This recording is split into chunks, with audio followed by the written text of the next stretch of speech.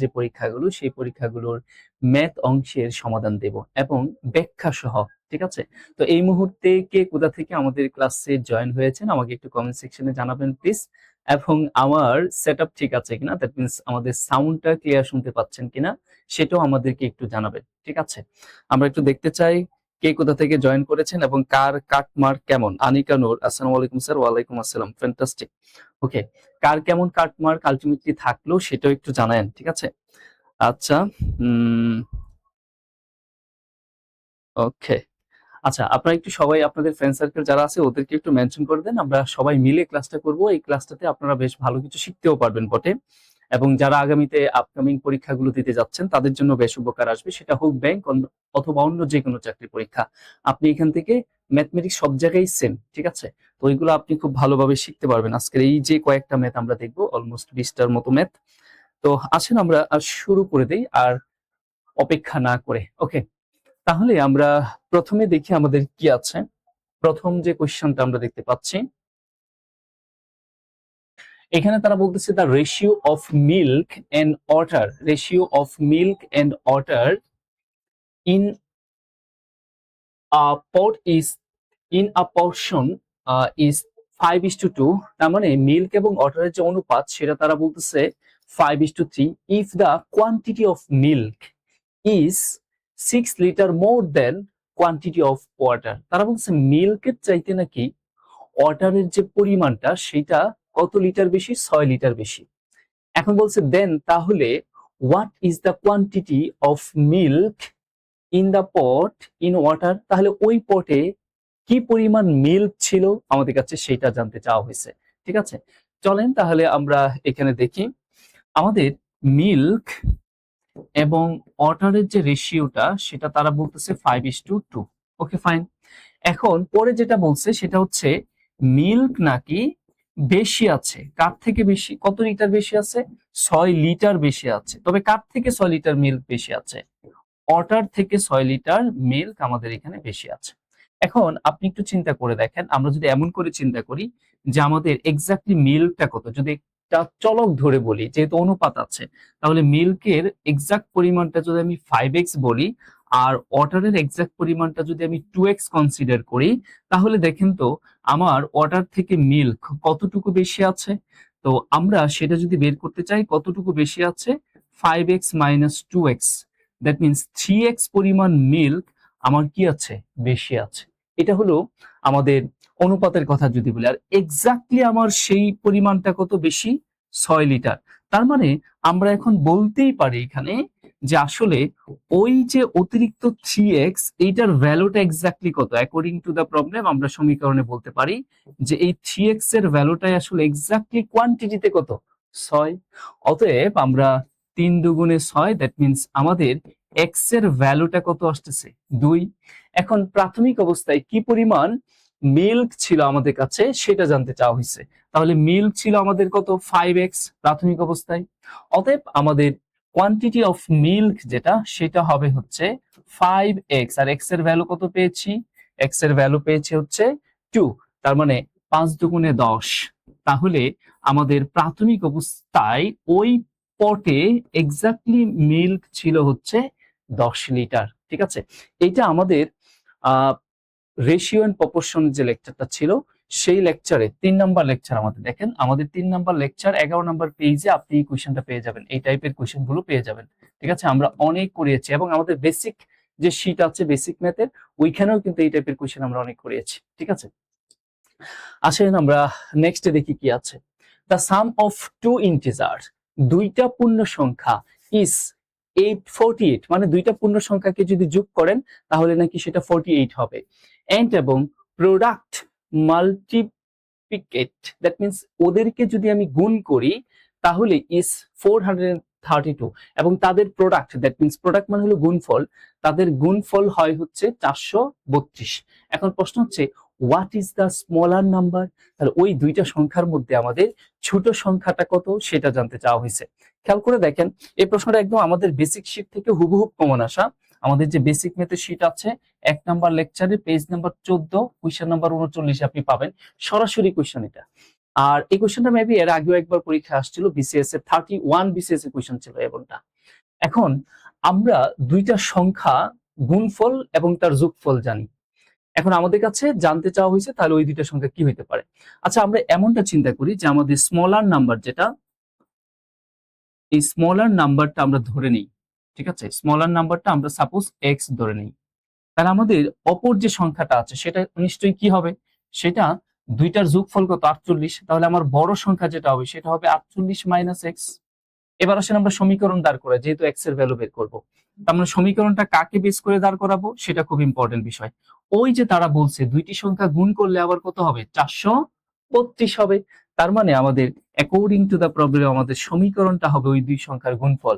তার মানে এখানে দেখেন একটা সংখ্যা হচ্ছে আমাদের কত এক্স, ছোট সংখ্যাটা, বড় সংখ্যাটা হচ্ছে কত 48 মাইনাস এক্স, আর ওই দুইটা সংখ্যার গুণফল আমাদের কত 432। কেমন? এবার আমরা মিডল টার্ম ব্রেক করলে হচ্ছে, আমি পুরো ডিটেলসটাকে দেখাচ্ছি এবং আপনি খুব দ্রুত কিভাবে করবেন শর্টকাটে আমি সেটা পরে দেখাচ্ছি। এখন আমরা যদি এটা ক্যালকুলেশন করি তাহলে এখানে হয় হচ্ছে 48x আর মাইনাস এক্স স্কোয়ার আর মাইনাস 432 ইকুয়াল 0, মানে 432 কে পাশে নিয়ে আসলাম। এবার এটা যেহেতু দ্বিঘাত সমীকরণ হয়ে গেছে, তার মানে এটাকে একটু আমাকে স্ট্যান্ডার্ড ওয়েতে সাজিয়ে লিখতে হবে। তার মানে মাইনাস এক্স স্কোয়ারটা যদি আগে লিখি, আমরা এখানে মাইনাস দ্বারা গুণ করে দিলে এই মাইনাসটা আমার এখানে এক্স এর আগে মাইনাস থাকা যাবে না, এটা প্লাস থাকতে হবে। তাহলে মাইনাস দিয়ে যদি আমি গুণ করে দিই তাহলে এটা হয়ে যাবে প্লাস এক্স স্কোয়ার, আর এটা হয়ে যাবে মাইনাস 48x, আর এটা হয়ে যাবে প্লাস 432 ইকুয়াল কি 0। এখন 432 এর এমন দুইটা উৎপাদক বের করতে হবে যে দুইটা উৎপাদক মাস্ট বি যোগ করতে হবে। কেন যোগ করতে হবে? আমি অনেকবার এই কথাগুলো ক্লাসে বলেছি। আমাদের ধ্রুবপদের আগে যেহেতু প্লাস প্লাস সাইন আছে, তার মানে আপনার অবশ্যই এই দুইটা উৎপাদক যোগ করতে হবে। যোগগুলো কেমন কেমন হতে পারে? মাইনাস ইন্টু মাইনাস, এটা মাইনাসের যোগ, প্লাস হবে। আবার প্লাস ইন্টু প্লাস, সেটাও আমাদের কি হবে, প্লাস। ওইভাবে চিন্তা করতে হবে। তাহলে আমরা এখানে যে কাজটা করতে পারি সেটা হচ্ছে এক্স স্কোয়ার মাইনাস 432 এর এমন দুইটা উৎপাদক, একটা হচ্ছে 36 আর একটা হচ্ছে কত 12, এই অপশনগুলোতেই কিন্তু দেওয়া আছে। হ্যাঁ, তাহলে আমরা বলতে পারি এখানে 36x মাইনাস 12x, 36 আর 12 যোগ করলে আবার কত হবে 48 প্লাস 432। কেমন? এইটা সমান আমরা বলতে হচ্ছে এখানে 0। এখন এখান থেকে যদি আমরা কমন নেই x, তাহলে থাকে হচ্ছে x মাইনাস 36, আর এখানে মাইনাস 12 কমন নিলে থাকে হচ্ছে প্লাস মাইনাস মাইনাস কত 36 ইকুয়াল হচ্ছে আমাদের এখানে 0। এবার আসি, তাহলে আমাদের আর কি থাকছে পরের লাইনে, আমরা যদি ক্যালকুলেশন করি x মাইনাস 36 কমন নিয়ে নিই, x মাইনাস 36 যদি কমন নেই তাহলে থাকে হচ্ছে x মাইনাস 12 ইকুয়াল 0। অতএব আমরা বলতে পারি যে x মাইনাস 36 সমান 0 অর x মাইনাস 12 সমান 0। তো এখান থেকে আমরা x এর ভ্যালু পাচ্ছি হচ্ছে 36, আর একটা পাচ্ছি হচ্ছে কি x এর ভ্যালু 12। তো x টা আমাদের কি ছিল, আমাদের ছোট সংখ্যা জানতে চাইছিল, তাহলে এইটা হচ্ছে আমাদের ছোট সংখ্যা। দ্যাট মিন্স x এর ভ্যালুটা কত আমরা কাউন্ট করব, 12 কাউন্ট করব। আর এই 36 যেটা, এটা হচ্ছে আমাদের বড় সংখ্যাটা। তো আমাদের কাছে তো বড় সংখ্যা জানতে চাই নাই, আমাদের কাছে জানতে চেয়েছে কি ছোট সংখ্যাটা। আমরা চাইলে এভাবে বের করে নিয়ে আসতে পারি যে আমাদের এখানে ছোট সংখ্যাটা তাহলে কত হচ্ছে 12 হচ্ছে। এখন আমরা এইভাবে না করে এই কোশ্চেনটা আরো দ্রুত চাইলে করতে পারি। সেটা কেমন করে? আপনি একটু খেয়াল করে দেখেন, দুইটি সংখ্যার গুণফল এখানে কত বলা আছে, 432 বলা আছে। এখন এই দুইটি সংখ্যার এমন দুইটা উৎপাদক বের করতে হবে যে দুইটা উৎপাদক যোগ করলে 48 হবে এবং গুণ করলে 432 হবে। তার মানে সেই দুইটা উৎপাদক হইতে পারে একটা 36 আর একটা কি 12। এখন 36 এবং 12 যোগ করলে আমার কত হয় 48 হয়, এবং গুণ করলে আমার কত হবে 432 হবে। দুইটাই আমার কন্ডিশন ফুলফিল করছে। তার মানে আমি এখান থেকে আমার ছোট সংখ্যা কোনটা সেটা জানতে চাওয়া হয়েছে, তাহলে আমাদের আনসারটা হবে কি 12। আপনি অবশ্যই এমসিকিউর জন্য এই যে ওয়েটা আছে এটা অবশ্যই ফলো করা উচিত। আপনি বলতে পারেন আমি 432 এর এই উৎপাদকগুলো পাবো কোথায়? মজার ব্যাপার, আপনার তো অপশন দেওয়াই আছে, আপনি অপশনের দিকে একটু তাকাইলেই কিন্তু খুব দ্রুত আনসারটা করা যেতে পারে। ওকে, আসেন আমরা তাহলে নেক্সটে দেখি কি আছে। আমাদের সাথে কারা কারা আছেন? আসসালামু আলাইকুম স্যার বলেছেন কাউসার আহমেদ। হ্যাঁ, আমি অনেকক্ষণ দেখতেই পাচ্ছি না, অনেকে কমেন্টস করছেন। সাউন্ড ক্লিয়ার বলেছেন ঢাকা থেকে। ওকে, আর যারা যারা আছেন সবাই একটু আপনাদের ফ্রেন্ড সার্কেলদের একটু মেনশন করে দেন, আমরা সবাই মিলে করি, বেশ মজার। এখান থেকে আমরা কিছু টিপস শিখতে পারবো। এবার দেখেন কি বলছে, in a circle of radius 10 centimetre, একটা বৃত্ত তার যে রেডিয়াস সেটা হচ্ছে 10 centimetre. A chord is drawn, একটা কর্ড মানে হচ্ছে জে, একটা জে কে আপনি আঁকবেন at a distance of 6 centimetre, 6 centimetre distance রেখে, কোথা থেকে, ফ্রম দ্য সেন্টার, ওই বৃত্তের কেন্দ্র থেকে 6 সেন্টিমিটার দূরে ব্যাস ভিন্ন কোনো একটা জে অঙ্কন করতে বলছে। এখন প্রশ্ন হচ্ছে what is the length of the chord in centimetre, তাহলে ওই জে এর দৈর্ঘ্যটা সেন্টিমিটারে কত আমাদের কাছে সেইটা জানতে চাওয়া হয়েছে। তাহলে এটা খুবই ইম্পর্টেন্ট। আমি আমার পরীক্ষার আগে আমি মিরপুর, আমাদের কেরিয়ার ম্যাপের মিরপুর ব্রাঞ্চে ক্লাস নিচ্ছিলাম, ওইখানে জ্যামিতি করাইতে গিয়ে আমি এই কোয়েশ্চনটা জাস্ট একটা উদাহরণ দিয়ে বলছিলাম, ঠিক সেম এই কোয়েশ্চনটাই, যে আপনি কোনো বৃত্তের ব্যাস ভিন্ন কোনো জের উপর অঙ্কিত, কেন্দ্র থেকে অঙ্কিত লম্ব ওই জে কে সমান দুই ভাগে ভাগ করে, এবং উদাহরণ দিয়ে বলছিলাম এই টাইপের একটা কোয়েশ্চন, ঠিক এইটাই, এই ফিগারটা বসায়। যাই হোক, তো এটা আমাদের আসলে বেসিক শীট যেটা আছে, আমাদের বেসিক ম্যাথের শীট, ওই শীটের আবার আমাদের 108 নম্বর পেজে এই টাইপের কোয়েশ্চেন পাবেন। 2 নম্বর কোয়েশ্চেনটাই ছিল এরকম। এখন দেখেন আমরা এটা চিন্তা করি, সাপোজ এই হচ্ছে আমাদের একটা বৃত্ত। এখন এই বৃত্তের কেন্দ্র আমরা ধরে নেই, ধরেন ও, এই কেন্দ্র থেকে তারা বলছে বৃত্তের রেডিয়াসটা কত, বৃত্তের রেডিয়াসটা হচ্ছে 10 সেন্টিমিটার, এবং এই কেন্দ্র থেকে 6 সেন্টিমিটার দূরে একটা জে অঙ্কন করতে বলা হয়েছে। তো সাপোজ আমরা এই একটা জে চিন্তা করি, এই যে জেটা ধরেন এ বি একটা জে, জে মানে আমরা কি বুঝি, বৃত্তের পরিদস্থ যে কোনো দুইটি বিন্দুর সংযোগ সরলরেখাকে জে বলে। তাহলে এ আর বি দুইটা পরিদস্থ বিন্দু, এদেরকে সংযোগ করলাম, এ বি যে রেখাংশটা পাইলাম এটাই হচ্ছে এখানে একটা জে। এই জেটা কেন্দ্র থেকে কতটুকু দূরে তারা সেটা বলে দিয়েছে। কেন্দ্র থেকে a chord is drawn at a distance of 6 centimetre from the center, that means 6 centimetre দূরে আছে, ধরেন এই এম বিন্দুতে আছে। ওকে, তাহলে ও এম লম্ব কার উপর, এ বির উপর। এখন আবার এই বৃত্তের দিয়ে দিচ্ছে হচ্ছে কি রেডিয়াস, তাহলে এই বৃত্তের রেডিয়াসটা কত বলে দিচ্ছে তারা, 10। এবার আসেন, তার মানে এইটা নিঃসন্দেহে একটি সমকোণী ত্রিভুজ, কেমন, তাহলে এই সমকোণী ত্রিভুজ এর আমি যদি এই বাহুটা এ এম এর মানটা জানি, তাহলে কিন্তু আমি পুরো এ বি জে এর দৈর্ঘ্য জানবো। কেন, কারণ এই এ বি জেটা সমান দুই ভাগে বিভক্ত করেছে ও এম লম্ব। তো এটা আমরা কিভাবে বের করব ভাই, আমি আমার ক্লাসে অনেকবার বলেছি 3, 4, 5 এবং আরো বেসিক কিছু সমকোণী ত্রিভুজের মৌলিক অনুপাত সম্পর্কে অনেক সুন্দর করে কথা বলেছি। ওই কনসেপ্ট থেকে এই টাইপের অনেক প্রশ্ন তৈরি করা যায়। আসলে এইখানে যেটা করা হয়েছে, এই কনসেপ্টটাকে ডাবল করে দেওয়া হয়েছে, 3, 4, 5 এটাকে 2 দ্বারা গুণ করে দেওয়া হয়েছে, তাহলে 6, এটা 8, আর এটা হয়ে গেছে কত, 10। তার মানে আমার অতিভুজটা, এটা কিন্তু অতিভুজ ছিল, ঠিক আছে, অতিভুজটা হচ্ছে আমার কত, 10। Okay fine. আর এই যে লম্বটা সে হচ্ছে কত, 6। তার মানে এই এ এম যেটা আছে এটা আমার অবশ্যই কত হবে, 8 হবে। ওকে, তার মানে এই অংশটা আমার কি হচ্ছে, এই বাহুটার দৈর্ঘ্য আমার কি হবে, 8 হবে। এখন আপনি যদি পিথাগোরাস করে বের করতে চান যে এখানে এ এম সমান √10 স্কয়ার মাইনাস 6 স্কয়ার, বেশ সময়ের ব্যাপার, এত সময় আপনি পরীক্ষার হলে আসলে পাবেন না। তার মানে এটা যদি 8 হয়, তাহলে আমার এ বি যে যেটা আছে, এই এ বি যে এর দৈর্ঘ্য হবে তার দ্বিগুণ, তার মানে এটাও তো 8 হবে, তাহলে 8 আর 8 যোগ করলে কত হবে, 16। তাহলে আমরা যোগ না করে ডাবল করে দেই, তার মানে ওই জে এর দৈর্ঘ্যটা হবে হচ্ছে কত, 16 সেন্টিমিটার। ওকে, এই টাইপ থেকে প্রায় প্রশ্ন পাবেন পরীক্ষায়। আচ্ছা, আমরা পরে দেখি কি বলছে।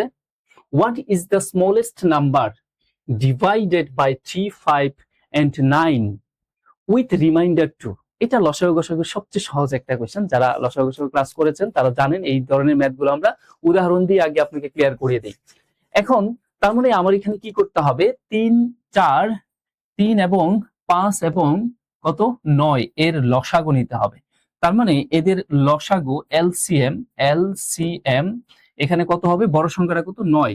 তাহলে 9 এর গুণিতক হবে, 9 তো হবে না, কারণ 9 দিয়ে আমি সবাইকে দিয়ে 9 কে ভাগ করতে পারছি না। 9 দুগুণে 18 হবে না, 3 নং 27 হবে না, 36 হবে না, 5 নং কত হবে, 45। তার মানে দেখেন এই 45 সংখ্যাটাকে 9 দিয়ে ভাগ করতে পারেন, 5 দিয়ে পারেন, 3 দিয়ে পারেন। তার মানে সবচেয়ে ছোট সংখ্যা হচ্ছে 45, যে সংখ্যাটাকে আপনি কি করতে পারেন, 3, 5, 9 দিয়ে ভাগ করতে পারেন। কিন্তু তারা বলছে নিঃশেষে ভাগ করতে পারেন, কিন্তু তারা বলছে না, আপনার ভাগশেষ কত থাকতে হবে, 2 থাকতে হবে। তাহলে তার সাথে আপনি 2 যোগ করে দেন। তাহলে আমরা এর সাথে লসাগুর সাথে যদি 2 যোগ করে দেই, তাহলে কত পাচ্ছি, 47। এখন এই 47 সংখ্যাটাকে আপনি আলাদা করে 3 দিয়ে ভাগ করেন, ভাগশেষ 2 পাবেন। 5 দিয়ে ভাগ করেন, ভাগশেষ 2 পাবেন। 9 দিয়া ভাগ করেন তাও ভাগশেষ কত পাবেন? 2 পাবেন। তার মানে আমাদের আনসারটা কি হচ্ছে? 47। এগুলো খুব সিম্পল কোয়েশ্চেন ছিল। আচ্ছা, আমরা পরে যেটা দেখি, আমি ক্লাসের অনেক আগে আপনাদের যখন আমরা বিভিন্ন ধরনের পরীক্ষার আগে ক্লাস নিচ্ছিলাম সাজেশনমূলক, তখন আমি বারবার উচ্চারণ করছি যে আপনারা কিন্তু স্থানাঙ্ক জ্যামিতি থেকে অবশ্যই প্রশ্ন পাবেন পরীক্ষায়। তো দেখতেই পাচ্ছেন স্থানাঙ্ক জ্যামিতি থেকে 2টা প্রশ্ন আসছিল, একটা খুবই সহজ কোয়েশ্চেন ছিল, আরেকটা লিটল বিট ডিফারেন্স ছিল, বা বাজারে কোনো বইতে ওই কোয়েশ্চেনটা ছিল না বটে। আসলে ওইটা আমি ব্যাখ্যা সহ দেখাবো। এখানে কি বলছে, হোয়াট ইজ দ্য স্লোপ, মানে ঢাল, অফ আ লাইন পারপেন্ডিকুলার, লম্ব ঢাল বের করতে বলছে, to the line whose equation is 20x - 2y = 6। এই যে একটা সমীকরণ দেওয়া আছে, এই সমীকরণের লম্ব ঢাল বের করতে বলা হয়েছে। তার মানে সমীকরণটা কি দেখেন, 20x - 2y = 6, এই হচ্ছে সমীকরণ। তো এই সমীকরণের লম্ব ঢাল যদি আমরা বের করতে চাই, লম্ব ঢালের সূত্র হচ্ছে m1 * m2 = -1। ঠিক আছে, তাহলে আমি এখান থেকে m2 যদি বের করতে চাই, তার মানে -1 / m1, তাহলে m1 এর মানটা আগে বের করতে হবে। তো নরমালি যে ঢাল বের করার সূত্র m1, সেটা আমরা কিভাবে শিখাইছিলাম, -x এর সহগ। এখন প্রশ্ন হচ্ছে এটা কেন করতে হয়।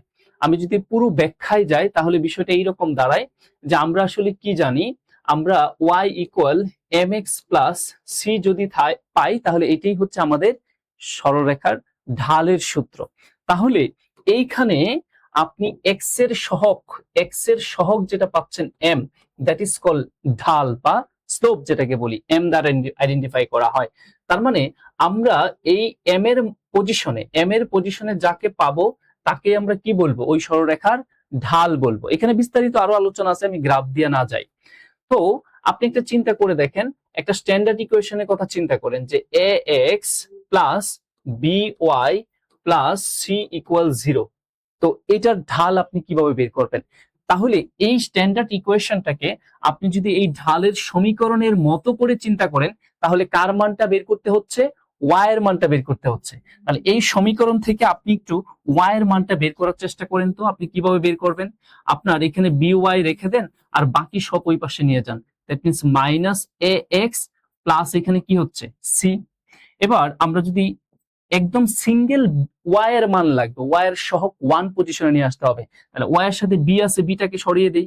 তাহলে b টাকে যদি আমি উভয় পাশে ভাগ করে দেই, তাহলে আমরা একটু ভেঙে লিখি যে এখানে -a, তার নিচে কি হবে b, আর ইনটু x, আমি একটু ভেঙে লিখলাম, প্লাস c/b, এমন করে কিন্তু লেখা যায়। কেমন? তাহলে একটু খেয়াল করে দেখেন তো যে এইখানে x এর সহগটা আপনি যেটা পাচ্ছেন সেটাই তো ঢাল ছিল, যেটাকে আমরা m দ্বারা আইডেন্টিফাই করছিলাম। ইয়েস, এটাই ঢাল।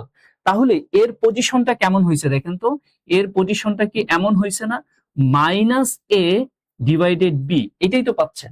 এখন আসেন এর পরিচয়টা কি এবং বির পরিচয়টা কি, তাহলে আপনি ঢালের সূত্রটা খুব সহজে মনে রাখতে পারবেন।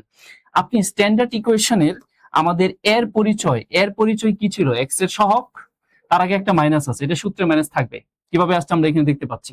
বির পরিচয় কি, y এর সহগ। ওয়াও, তাহলে আমরা একটা ঢালের সূত্র দাঁড় করাইতে পারি। কেমন করে? ঢাল মানে হচ্ছে আমরা এইটা বলতে পারি -x এর সহগ, এখানে আরো মজার বিশ্লেষণ আছে, ডিভাইডেড y এর সহগ। এগুলো আমাদের নরমাল ক্লাসে আমরা আলোচনা করব বা করে থাকিও বটে। এটাই হচ্ছে ঢালের সূত্র। ঠিক আছে, নরমাল প্যারালাল ঢালের সূত্র। তাহলে -x এর সহগ ডিভাইডেড y এর সহগ। এখন এই সমীকরণে আসেন, m1 এর মান বের করবেন। তার মানে এবার আমাদের এই সমীকরণে যে সমীকরণটা দেখতে পাচ্ছি, এই সমীকরণ থেকে আমরা m1 এর মানটা বের করার চেষ্টা করি। m1 এর মান আমরা কিভাবে বের করব, -x এর সহগ। তাহলে আমরা একটা মাইনাস সাইন দিলাম, আর এখানে দেখি তো x এর সহগ কত আছে, খেয়াল করে দেখেন x এর সহগ আছে হচ্ছে 20। তাহলে আমরা এখানে লিখবো 20 ডিভাইডেড কার সহগ, y এর সহগ। y এর সহগ এখানে কি আছে, -2 আছে। ওকে, তাহলে এটা ক্যালকুলেশন করলে আমরা যেটা পাচ্ছি সেটা হচ্ছে m এর ভ্যালুটা পাচ্ছি হচ্ছে এখানে 10। ওকে, এবার আসেন এখানে মান বসায় দেই। m1 এর মানটা আমরা এখানে বসায় দিই, -1 ডিভাইডেড m1 এর মান কি পেয়েছিলাম, 10 পেয়েছিলাম। ইয়েস, এটাই হচ্ছে এই সমীকরণের লম্ব ঢাল। ঠিক আছে, লম্ব ঢাল বা পারপেন্ডিকুলার স্লোপ। ওকে, আসেন আমরা বলেছিলাম যে একটু ব্যাখ্যামূলক ক্লাস হবে, তাই আমরা একটু ব্যাখ্যা দিয়ে আপনাদের সাথে আলোচনা করলাম। ঠিক আছে, আসেন তাহলে আমরা নেক্সটে আসি। নেক্সটে কি বলছে, যেটা নিয়ে আপনাদের সাথে কথা বলছিলাম, যে এই কোশ্চেনের বিশ্লেষণটা আপনাদের কাছে ওই প্রশ্নে সবচেয়ে কঠিন কোশ্চেন ছিল এটা। ঠিক আছে, এটা খুব সহজে আপনি আইডেন্টিফাই করতেও পারবেন না যদি আপনার এইসব সম্পর্কে ভালো আইডিয়া না থাকে, ক্লাস যদি না করে থাকেন। আসেন এটা একটু ব্যাখ্যা দেই। এখানে তারা কি বলছে, হাউ মেনি পয়েন্ট, মানে কয়টা পয়েন্ট, আপনার কাছে কয়টা পয়েন্ট জানতে চাইছে, কয়টা পয়েন্ট আর both 4 unit from the origin, origin বিন্দু থেকে 4 ইউনিট and also 2 ইউনিট এবং 2 unit from the line y, মানে লাইন ওয়াই থেকে 2 ইউনিট উভয় দিকে যাবেন, উপরে এবং নিচে 2 ইউনিট যাবেন, আর ওয়াই এর সমান হচ্ছে কত 4। তাহলে আপনি ওই যে রেখাটা হবে সেটা কয়টা বিন্দুকে সেট করে যাবে সেটা জানতে চাওয়া হয়েছে। আসলে আমরা একটু ভেঙে চড়ে দেখি। সাপোজ এই হচ্ছে আমাদের একটা সার্কেল, বড় করে দেই। এখন আমরা এখানে দুইটা রেখার কথা চিন্তা করি, ভার্টিক্যালি এবং হরিজন্টালি। ওকে, আমরা আরেকটা চিন্তা করি,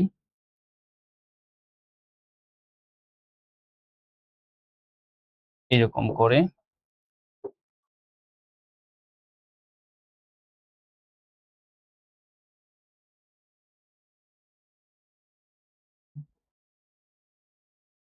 ঠিক আছে, তাহলে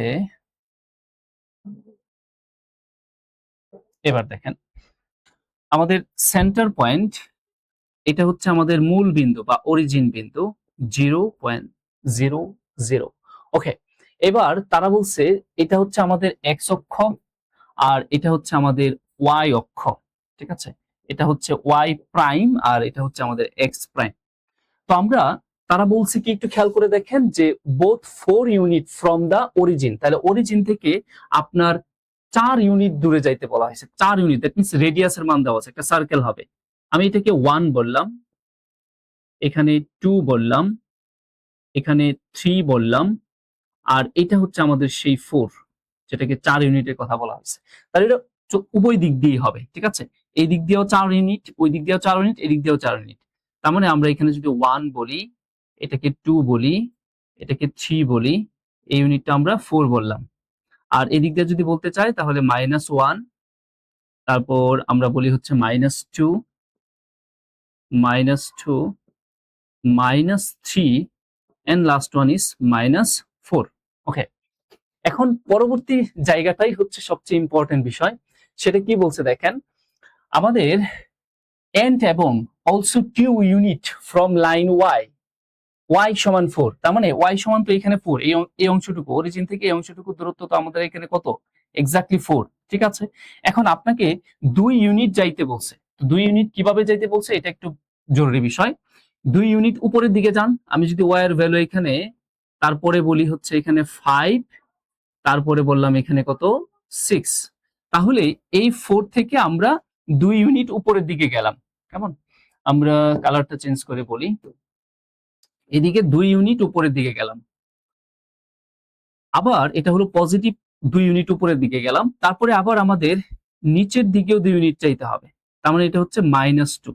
এখন এখানে দুইটা লাইন আমার খুঁজে বের করতে হবে। খেয়াল করে দেখেন, আমরা যেখানে ধরেন একটা লাইন, আমরা লাইন এর কথা বলি, সাপোজ এইখানে যে একটা নতুন লাইন হবে সেটা হচ্ছে এ বললাম, সেই ক্ষেত্রে আমাদের ওয়াই এর ভ্যালুটা যদি আমি 2 বাড়াই, তাহলে এক্স্যাক্টলি যেখানে ওয়াই এর ভ্যালু 4 ছিল তার সাথে আরো 2 আমার কি করতে হবে, যোগ করতে হবে, তাহলে ওয়াই এর ভ্যালুটা কত আসতেছে 6।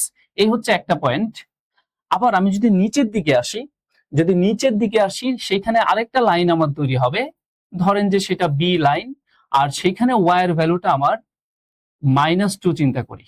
ঠিক আছে, তাহলে ওয়াই সমান আমার কি হবে, ধরেন অরিজিনাল যে ওয়াই বিন্দুটা আমরা ছিল 4, তার থেকে আমি 2 বিয়োগ করে দিলাম, তাহলে আমাদের হচ্ছে কত 2।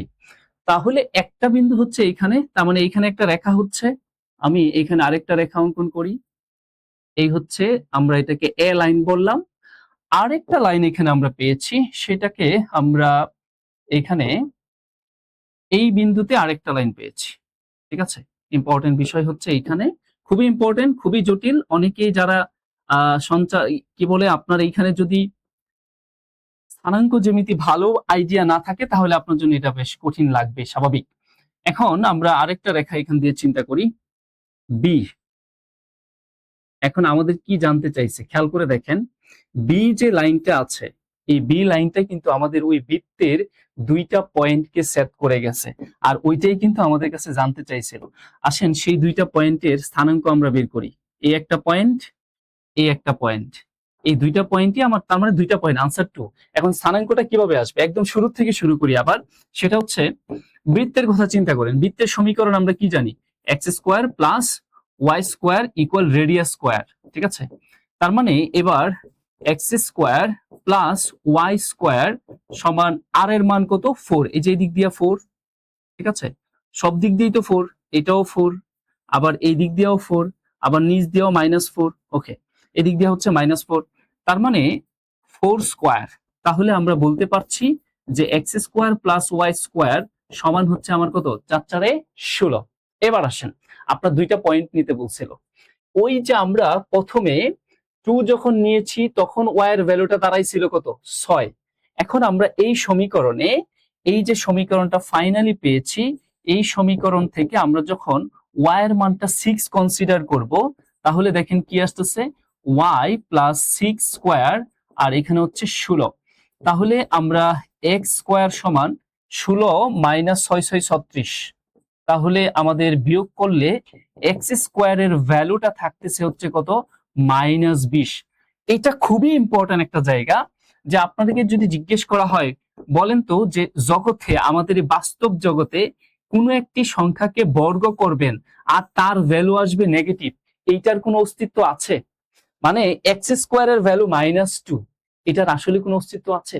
না, এটার আসলে অস্তিত্ব নেই, কারণ এমন কোন সংখ্যা এক্স এর ভ্যালু এমন কোনো কিছু নিতে পারবেন না যেটা নেওয়ার পর বর্গ করলে রেজাল্ট আসবে মাইনাস। ঠিক আছে, কখনোই সম্ভব না। তার মানে সম্ভব না বিদায় আপনি খেয়াল করে দেখেন ওই পয়েন্টটা আসলে কোন দিক দিয়ে গেছে, উপরে দেখেন এই পয়েন্টটা আমার বৃত্তের কোনো বিন্দুকেই সেট করতে পারে নাই। পয়েন্ট 1 যেটা, এটা আমার বৃত্তের কোনো বিন্দুকে সে স্পর্শ করতে পারে নাই, কারণ তার আসলে অস্তিত্বটাই এখানে নেই আমরা যদি চিন্তা করি। তাহলে এটা আমার হচ্ছে না। এবার আসেন, তাহলে আমরা এখানে কি চিন্তা করব, ওয়াই এর ভ্যালু 2 কে কনসিডার করি। যদি ওয়াই এর ভ্যালু 2 কনসিডার করি তাহলে দেখি এক্স এর ভ্যালুটা কি আসে। তো আমাদের এক্স স্কোয়ার প্লাস 2 স্কোয়ার এখানে ছিল 16, আর এটাকে ক্যালকুলেশন করলে এক্স স্কোয়ার সমান 16 আর 4 যোগ করলে, বিয়োগ করলে কত হবে, 12। অতএব এক্স এর মান যদি বর্গমূল করি তাহলে হবে হচ্ছে এখানে 12। অতএব আলটিমেটলি এটা ক্যালকুলেশন করলে আমরা পাবো হচ্ছে 3 4 12। ঠিক আছে, তার মানে 2√3, 2√3। ঠিক আছে, 2√3, এটাকে যদি ক্যালকুলেশন করি আলটিমেটলি একটা মান আমরা পাবো, সেটা 3 সামথিং পাবো, 3 পয়েন্ট কত 46 এমন কিছু একটা পাবো। ঠিক আছে, এই হচ্ছে আমার এক্স এর ভ্যালুটা। তাহলে এবার আমরা স্থানাঙ্কটা চিন্তা করি, আমাদের ভুজ এবং কোটির কথা যদি বলি, তাহলে এক্স এর ভ্যালু আমরা এইদিকে কি পাইছি, এক্স এর ভ্যালু কিন্তু দুইটা আসছে, হ্যাঁ, এখানে পজিটিভ এবং নেগেটিভ দুইটা ভ্যালু আসবে, পজিটিভ এবং নেগেটিভ, খুব ইম্পর্টেন্ট বিষয়। তার মানে আমাদের এক্স এর ভ্যালু একটা পাইছি হচ্ছে নেগেটিভ, নেগেটিভ মানে কি, বাম পাশে কত, এক্স এর ভ্যালু হচ্ছে -3.46, আর ওয়াই তো আমাদের 2 আছেই, পজিটিভ 2। এটা আরেকটা এইখানে যেটা আছে সেটার ভুজ এবং কোটি কি হচ্ছে, এইখানে হচ্ছে +3.46, আর এই বিন্দুর স্থানাঙ্ক, আর 2 এর ওয়াই এর ভ্যালু তো 2ই আছে। তার মানে এই হচ্ছে আমার এই একটা বিন্দু, এই বিন্দুর স্থানাঙ্ক, আর এই হচ্ছে বৃত্তের পরিতস্থ আরেকটা বিন্দু, আর ওই বিন্দুর স্থানাঙ্ক হচ্ছে এটা। তার মানে এটা খুবই জটিল, খুবই কনসেপচুয়াল একটা প্রশ্ন। আপনি যদি আগের থেকে এই ধরনের আইডিয়া না থাকে, আপনার আসলে এই প্রশ্নটা করা বেশ কঠিন একটা ব্যাপার। তো তারা জানতে চাইছিল যদি এইভাবে করি আমরা হাউ মেনি পয়েন্ট, কয়টা বিন্দুতে সেট করে যাবে ওই বৃত্তটাকে। আমরা বুঝতেই পেরেছি আসলে এইখানে দুইটা বিন্দুকে স্পর্শ করে যাচ্ছে, যখন ওয়াই এর ভ্যালু আমরা 2 কনসিডার করছিলাম, -2 কনসিডার, যেটা আমরা -2 করে দিচ্ছিলাম, মানে 4 থেকে 2 কমিয়ে দিচ্ছিলাম, আর 4 থেকে 2 যখন বাড়ায়া দিচ্ছিলাম তখন আর কোনোভাবে ওই বৃত্তটাকে স্পষ্ট করা সম্ভব না। এখন এত কিছু না করেও কিন্তু আনসারটা আরো দ্রুত করা যায়। কেমন করে? আপনি একটু চিন্তা করে দেখেন, এমন একটা বৃত্ত অঙ্কন করবেন, এমন একটা বৃত্ত অঙ্কন করছেন যে বৃত্তের রেডিয়াস 4, যে বৃত্তের রেডিয়াস 4।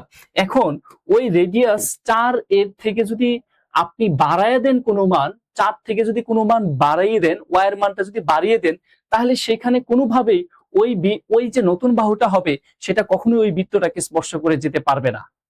আর যদি ওয়াই এর ভ্যালু এক্স্যাক্টলি 4 হয়, তাহলে কিন্তু ওই বৃত্তের একটাই টানজেন্ট, মানে একটা বিন্দুকে স্পর্শ করে যাবে যদি 4 হয়। আর যদি 4 এর কম হয়, তখনই আপনার আনসার চলে আসবে। 4 এর কম যদি হয়, মাস্ট বি তখন বৃত্তের যে কোনো দুইটা বিন্দুকে স্পর্শ করে যাইতে হবে। 4 এর কম করতে থাকেন, এমন কম করা যাবে না, আলটিমেটেড না, একটা পর্যায়ে আবার এই দিক দিয়ে কি বের হয়ে যাবে, আমার ওইদিকে যাওয়া যাবে না। তার মানে আমরা বুঝতেই পারছিলাম, যাদের কনসেপ্ট ক্লিয়ার ছিল তারা সরাসরি আনসারটা দেখেই করতে পারতো যে আসলে আর যাই হোক 4 এর বেশি হয়ে গেলে স্পর্শ করবে না, 4 এর কম হলে দুইটা বিন্দুতে আমাদের স্পর্শ করা সম্ভব, আর যদি 4 হয় তাহলে একটা বিন্দুতে স্পর্শ করা সম্ভব।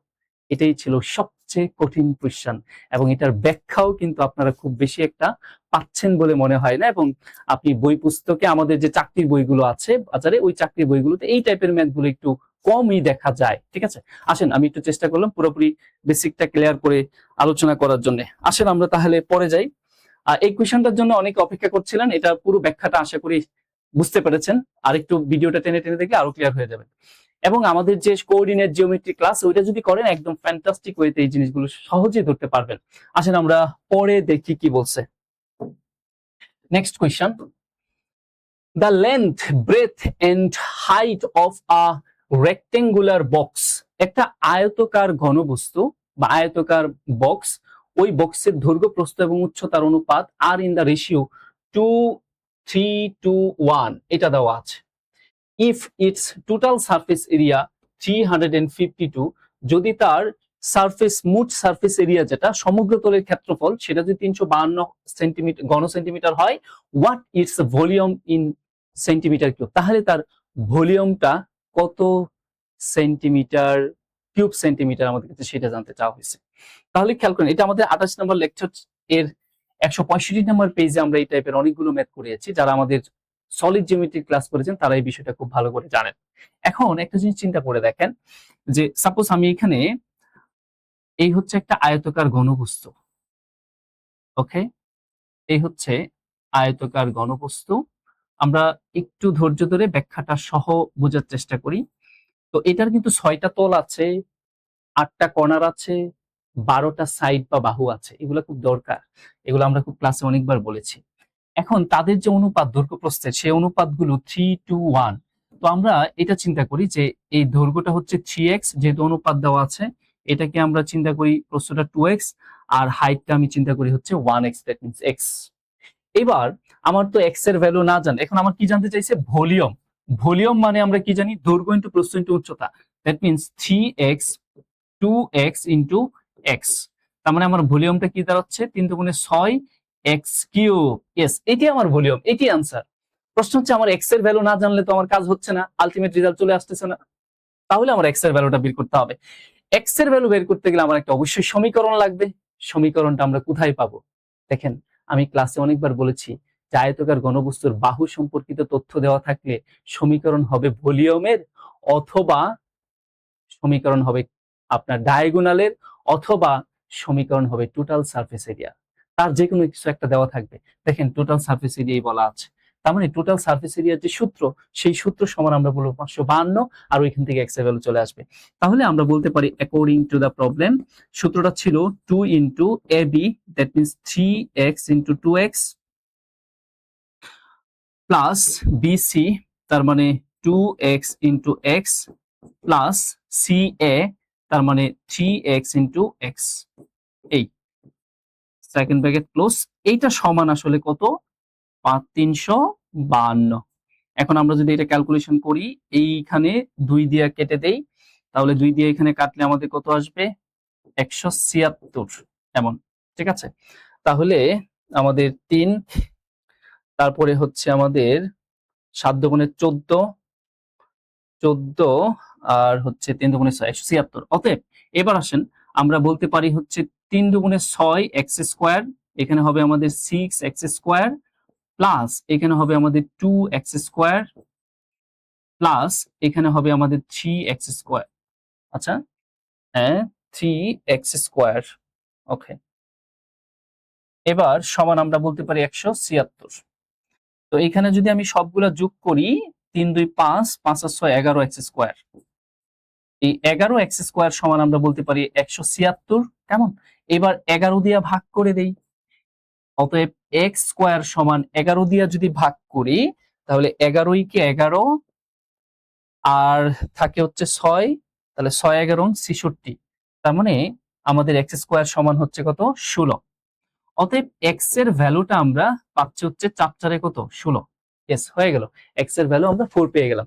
এইবার আমাদের উদ্দেশ্য যেটা ছিল বলিয়াম 6 ইন্টু 4 কিউব, তার মানে 4 কিউবের ভ্যালু কত? 6 ইন্টু 4 কিউব মানে হলো 64। তাহলে 4 6 24 এর 4 হাতের 2, 6 6 36 আর 2 হচ্ছে 38। তার মানে 384 সেন্টিমিটার কিউব কোথায় আছে? অপশন বি তে আছে। এই টাইপের প্রশ্নগুলো আমি তো আপনাদের পরীক্ষা হওয়ার আগে অনেকবার বলছি, সলিড জিওমেট্রি থেকে আপনারা প্রশ্ন মাস্ট বি পাবেন, এবং কেমন প্রশ্নগুলো পাবেন? এই টাইপের প্রশ্নগুলোই পাবেন। হ্যাঁ, ওকে, আমরা পরে আসি দেখি। আমাদের অনেকেই কমেন্টস করছেন, সবাই একটু ক্লাসটা শেয়ার এবং মেনশন করেন, আপনার ফ্রেন্ড সার্কেলদের একটু মেনশন করে দেন, এবং কার কাটমার্ক কি আছে এই অফিসার ক্যাশ, এটা আমাকে একটু কমেন্টসে জানিয়ে দেন। আসেন আমরা নেক্সটে দেখি কি আছে। খুব সহজ একটা কোশ্চেন, সূচকের আমরা একটা প্রশ্ন দেখতে পাচ্ছি। এখানে তারা কি বলছে? If 2x square 2 to the power x minus 1 equal 16 যদি হয়, দেন তাহলে x এর ভ্যালুটা কত? এটা আমাদের সূচকের যে লেকচার 15 নাম্বার লেকচারে পেজ নাম্বার 85 এর কোশ্চেন নাম্বার 15 তে আছে। ঠিক আছে, সুতরাং এখানে ম্যাক্সিমাম কোশ্চেন আমাদের এমন এক শীট ব্যাংকের, যে শীটে আসলে বলাই চলে যে এখান থেকে আপনি 90% কোশ্চেন আপনি পাবেনই। ঠিক আছে, যেমন একটা কোশ্চেন বাহির থেকে আমি বলে দিলাম কোনটা, ওইটা শুধু আমাদের না, সব জায়গা থেকে আপনি এটা আসলে খুব বেশি একটা বাজারে পাবেন না। ওই আমাদের স্থানাঙ্ক জ্যামিতির যে কোশ্চেনটা ছিল পরের 2 নাম্বারটা। তো এই টাইপের কোশ্চেন গুলো আমরা সূচকের ক্ষেত্রে সমাধান করব। সামনে আগাবো কিভাবে? আগানোর যে ওয়েটা সেটা হলো, সূচকের আমাদের 2টা সূত্র জানিস সূচকীয় সমীকরণের। সেটা হচ্ছে বেস যদি সেম হয়, তাহলে সমীকরণের ক্ষেত্রে বেসগুলো ইলিমিনেট হয়ে যাবে, পাওয়ারগুলো পরস্পর সমান হয়ে যাবে। এই চিন্তা করতে হবে। অথবা আরেকটা কি, বেস যদি ভিন্ন হয় কিন্তু পাওয়ার যদি সেম হয়, সেই ক্ষেত্রে পাওয়ারগুলো ইলিমিনেট হয়ে যায়, বেসগুলো পরস্পর সমান হয়ে যায়। এই দুই কনসেপ্টের যে কোনো একটা কনসেপ্ট আমাদের এখানে অ্যাপ্লাই করতে হবে। খেয়াল করে দেখেন, আমরা আসলে এখানে 2 আছে আর এখানে 16 আছে, আর পাওয়ার এখানে আছে হচ্ছে কি x মাইনাস 1। তাহলে খেয়াল করে দেখেন, আপনি কখনোই কিন্তু 16 কে ভাঙিয়ে পাওয়ার x বানাইতে পারবেন না। দ্যাট মিনস আপনি আসলে পাওয়ার সমান করতে পারবেন না। এই সূত্র অ্যাপ্লাই করা যাবে না, আমাদের এইটা অ্যাপ্লাই করতে হবে, বেস সমান। তাহলে এখানে আমরা বেস সমান করতে পারি, সেটা কি 2 to the power x minus 1 equal, এই 16 একটি জোড় সংখ্যা, তাহলে মৌলিক সংখ্যায় তার বেস হবে 2, আর এই পাশে যেহেতু 2 আছে, উপরে 4 দিলে কি হচ্ছে 16। অতএব বেস এলিমিনেট হয়ে গেলে আমার থাকে হচ্ছে x মাইনাস 2, আর এখানে থাকে হচ্ছে কত? 4। অতএব আমরা যদি এই 4 এর সাথে 1 যোগ করি, তার মানে x এর ভ্যালুটা আমাদের কত আসতেছে? 5। এই টাইপের কোশ্চেন গুলো বারবারই আসে। আর আমি বলেছিলাম, মনে করে দেখেন যে অনেকে যারা ক্লাস করছেন সূচক লগারিদম থেকে কোশ্চেন পাবেন, ইভেন একটা পান নাই, দুইটা কোশ্চেন পাইছে। এবার পরে দেখেন কি বলছে, যদি এক্স কিউবের ভ্যালু 125 হয়, দেন তাহলে এক্স স্কোয়ার প্লাস এক্স এর ভ্যালুটা কত? তার মানে এক্স এর মান বের করতে হবে। খুবই সিম্পল একটা কোশ্চেন। এইখানেও আমার বেস সেম করা সম্ভব না, এখানে আমার কি করতে হবে? পাওয়ার সেম করতে হবে। তার মানে ওই দুইটা সূত্রই, প্রথমটা ওই দুইটা সূত্র দিয়ে দুইটা প্রশ্ন আসছে পরপর। তারপরে এইবার আমার আর বেস সমান করা যাবে না, কারণ এখানে এক্স, আপনি 125 কে কোনোভাবে এক্স বানাইতে পারবেন না, তাহলে পাওয়ার করতে হবে। তাহলে এক্স কিউব আর 125 এর একক স্থানীয় অঙ্ক 5 বিজোড় সংখ্যা, তাহলে আমাদের বেস হবে অবশ্যই কি 5। এখন 5 এর উপর কিউব দিলে 125 হচ্ছে, এবার কিউব কিউব এলিমিনেট হয়ে যাবে, এক্স এর ভ্যালু আমি পেয়ে গেলাম কত? 5। এবার এক্স এর ভ্যালুটা এখানে বসায় দিই, এক্স এর ভ্যালু 5, তার উপরে স্কোয়ার, তার সাথে আরো একটা 5, তার মানে 25 এর সাথে যদি আমরা আরো একটা 5 যোগ করি, তাহলে আমাদের হচ্ছে কত? 30। তার মানে আমাদের ওই ভ্যালুটা হচ্ছে কত? 30। ঠিক আছে, আসেন আমরা নেক্সটে দেখি কি আছে। The perimeter of a rectangle is 36 centimetre, মানে একটা আয়তক্ষেত্রের পরিসীমা দেওয়া আছে 36 centimetre. If it's length is 10 centimetre, এবং ওই আয়তক্ষেত্রের লেন্থ বা দৈর্ঘ্য যেটা সেটা বলে দেওয়া আছে হচ্ছে 10 centimetre. What is the breadth in centimetre, তাহলে তার প্রস্থটা কত আমাদের কাছে সেটা জানতে চাওয়া হয়েছে। আপনি খেয়াল করে দেখেন, এইটা আমাদের লেকচারে কোশ্চেন ছিল, 24 number lecture, page number 154, question number 17তে আপনি এই কোশ্চেনটা পাবেন। এবার দেখেন আমরা একটা আয়তক্ষেত্রের কথা চিন্তা করি। সাপোজ এই হচ্ছে আমাদের একটা আয়তক্ষেত্র। এই আয়তক্ষেত্রের কি কি ইনফরমেশন দেওয়া আছে, তারা বলছে এখানে পেরিমিটার হচ্ছে 36, এবং তার যে লেন্থটা এখানে দেওয়া আছে হচ্ছে 10। তাহলে উইডথটা কত সেটা বের করতে বলছে, সেটা আমরা জানি না। তাহলে ধরে নিলাম ডাব্লিউ। আমাদের এবার সমীকরণটা কি হবে? আয়তক্ষেত্রের ক্ষেত্রে আমি বারবারই বলছিলাম যে দৈর্ঘ্য প্রস্থ সম্পর্কিত তথ্য দেওয়া থাকে, তাহলে সমীকরণ হবে ক্ষেত্রফল, পেরিমিটার, ডায়াগোনাল, আদার সাইড অথবা পিথাগোরাস, এদের কোনো একটা। তার মানে যেহেতু পেরিমিটার দেওয়া আছে, পেরিমিটার মানে কি 2 ইন্টু দৈর্ঘ্য প্লাস প্রস্থ, ঠিক আছে, দৈর্ঘ্য 10, প্রস্থ ডাব্লিউ, আর এটা সমান হচ্ছে 36। এবার যদি আমরা ক্যালকুলেশন করি, 2 দিয়ে ভাগ করে দেই, তাহলে এখানে আমার থাকছে হচ্ছে কত, 18 দুগুণে 36, আর ডাব্লিউ সমান 18, আর এই 10টা ওই পাশে বিয়োগ করে দেই, তার মানে আমাদের প্রস্থটা হচ্ছে কত, 8। ইয়েস, তাহলে আমাদের আনসারটা কত, 8। খুবই সিম্পল কোশ্চেন, এগুলো একদম বেসিক থেকে আসা। আমরা পরে দেখি কি বলছে। Mister A multiplies a number by 3 instead of dividing by 3, মানে মিস্টার এ কে বলা হলো যে তুমি একটা সংখ্যাকে 3 দ্বারা ভাগ করো, তা না করে ইনস্টিড অফ মানে ওই সংখ্যাটাকে ভাগ না করে মিস্টার এ মাল্টিপ্লাই বাই 3, ওই সংখ্যাটাকে 3 দ্বারা কি করে ফেলছে, গুণ করে ফেলছে। এখন প্রশ্ন হচ্ছে রিজাল্টেন্ট, এতে করে যে ফলাফল, number is what percent of the correct value, তার মানে কারেক্ট ভ্যালুটা যেটা আসার কথা ছিল আর যে ভুল ভ্যালুটা আসছে, ওই ভুল ভ্যালুটা কারেক্ট ভ্যালুর কত পার্সেন্ট সেটা জানতে চাওয়া হয়েছে। তাহলে খেয়াল করে দেখেন, আপনি ওই সংখ্যাটা জানেন না, আমি ধরে নিলাম আমার সংখ্যাটা হচ্ছে কি, সাপোজ এক্স। এখন আমাকে ডিরেকশন দেওয়া হয়েছিল কি, আমাকে ডিরেকশন দেওয়া হয়েছিল এই সংখ্যাটাকে ভাগ করো কি দ্বারা, 3 দ্বারা। তো আমি কি করে ফেললাম, ওই ডিরেকশন না মেনে ওই সংখ্যাটাকে, দ্যাট মিনস এই এক্স সংখ্যাটাকে আমি 3 দ্বারা গুণ করে ফেলছি। তার মানে এটা হচ্ছে আমার রং, ঠিক আছে, এটা হচ্ছে আমার রং, আর এটা হচ্ছে আমার রিয়েল ক্যালকুলেশন, ঠিক আছে, এটা ছিল আমার কারেক্ট ক্যালকুলেশন। এখন তারা বলতেছে দ্য রিজাল্টেন্ট নাম্বার ইজ, মানে রিজাল্টেন্ট নাম্বার মানে কি, আপনি যেটা পাইলেন 3x, এই 3x what percent of correct answer, তাহলে কারেক্ট আনসারে কত পার্সেন্ট। তো আমরা এখানে পার্সেন্টেজ জানতে চাইছিল, পার্সেন্টেজের সূত্র আমরা শিখাইছিলাম, যে কোনো ম্যাথ আপনি এভাবে করতে পারেন, টার্গেট বাই বেস ইনটু 100। তো টার্গেট মানে কি, বেস মানে কি, আমি অনেকবার কথা বলেছি এই ক্লাসগুলোতে। কালকে যদি কেউ ক্লাস করতে চান নীলক্ষেত শাখায় চলে আসবেন, ইনশাআল্লাহ দেখা হবে রাফিন প্লাজায়, আপনার ক্যারিয়ার ম্যাপের ব্রাঞ্চে চলে আসবেন, এই সম্পর্কে আরো আলোচনা হবে। এবার দেখেন আমাদের কাছে তারা কি বলছে, যে রিজাল্টেন্ট number is what percent of the correct number. রিজাল্টেন্ট নাম্বারটা কি, রিজাল্টেন্ট নাম্বারটা হচ্ছে 3x, এটা কারেক্ট নাম্বারের কত পার্সেন্ট, তাহলে কারেক্ট নাম্বারটা হবে আমার বেস x বাই 3। তো বেস কিভাবে চিনেন, আমরা সেটাও বলছিলাম যে হোয়াট পার্সেন্ট অফ, এরপরে যা থাকে তাই আমরা বলি হচ্ছে পার্সেন্টেজের বেস। তার মানে অফ এর পরে আছে কি, কারেক্ট ভ্যালু হচ্ছে x বাই 3 ইনটু পার্সেন্টেজের জন্য 100।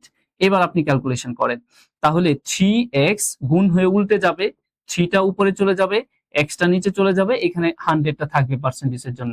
এবার x কেটে দেন, তাহলে আমার 3 3 কে 9, 9 আর 100 গুণ করলে কত পাবেন, 900%। তাহলে আনসারটা আসলে কত, 900%। খুব ভালো কোয়েশ্চেন ছিল এটা। এবার আসেন আমরা নেক্সটে দেখি কি বলছে।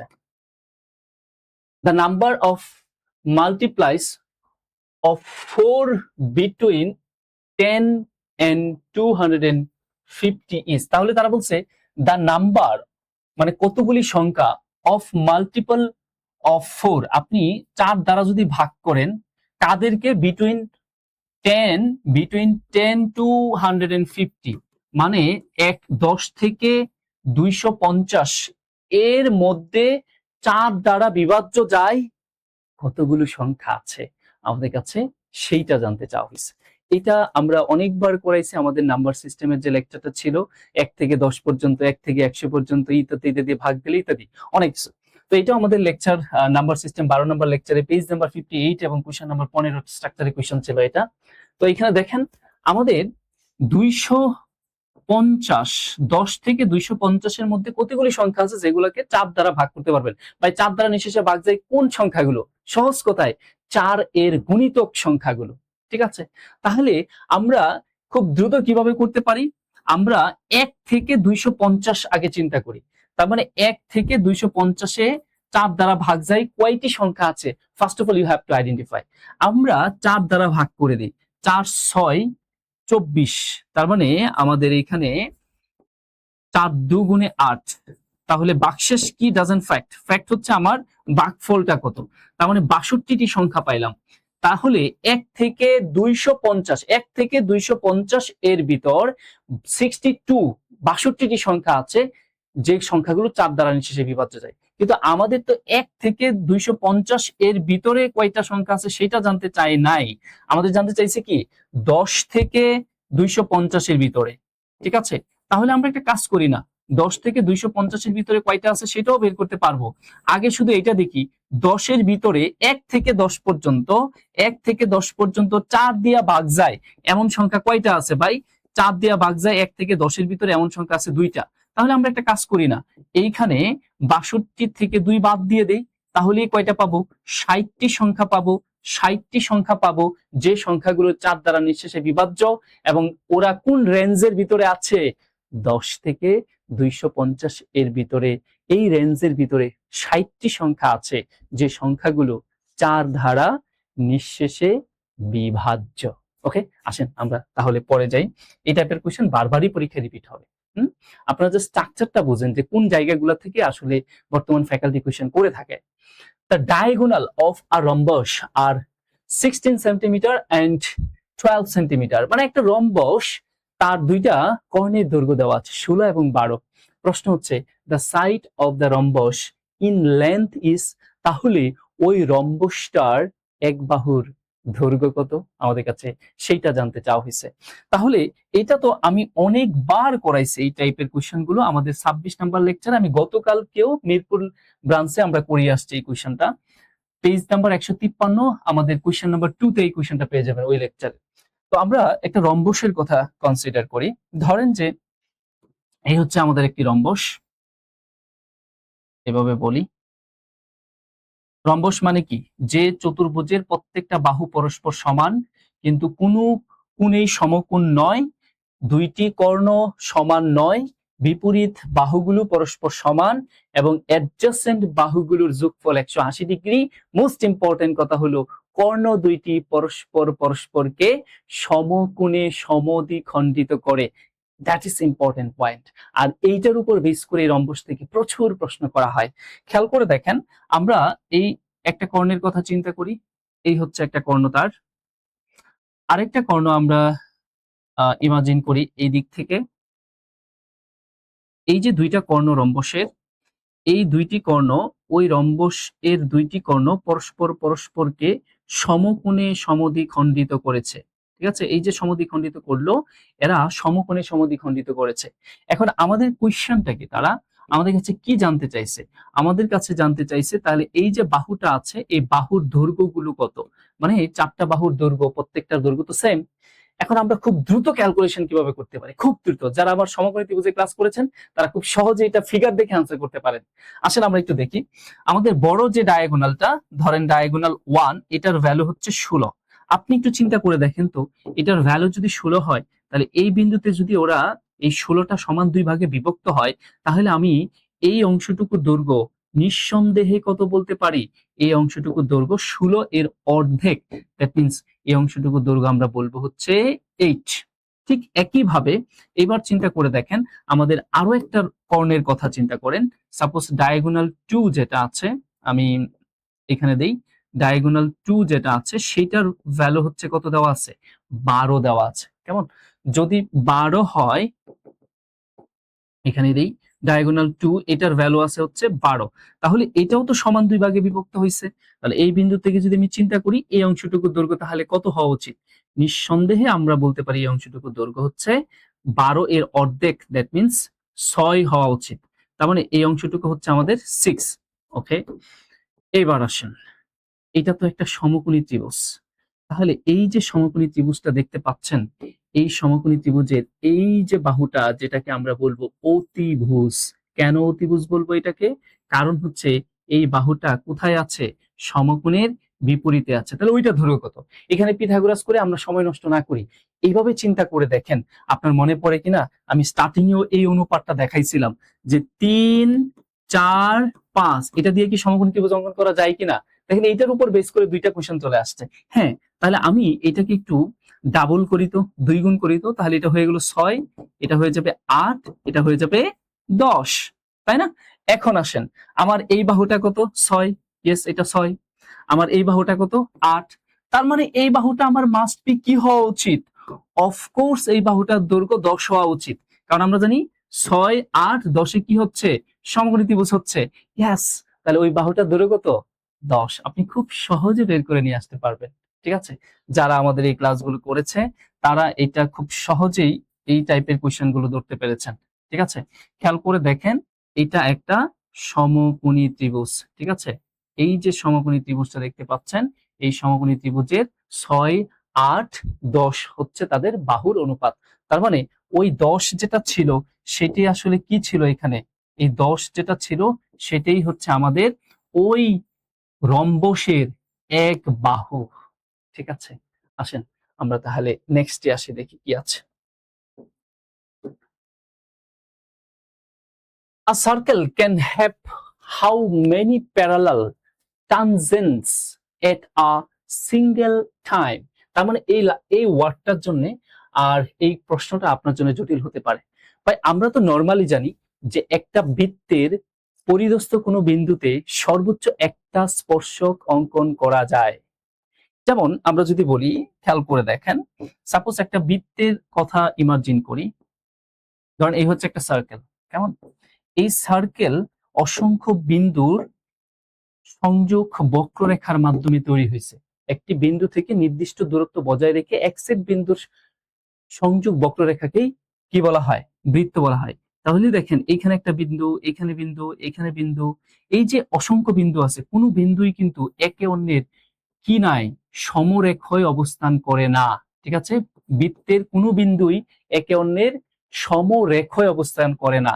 একজন আরেকজন থেকে কিছুটা উপরে অথবা কিছুটা নিচে এমন অবস্থানে সবসময় থাকে। ঠিক আছে, আর এই জন্যেই আমরা বলে থাকি যে বৃত্তের পরিদস্থ কোনো বিন্দুতে বড়জোর পরিদস্থ কোনো বিন্দুতে সর্বোচ্চ সর্বোচ্চ কয়টা স্পর্শক অঙ্কন করা যায়?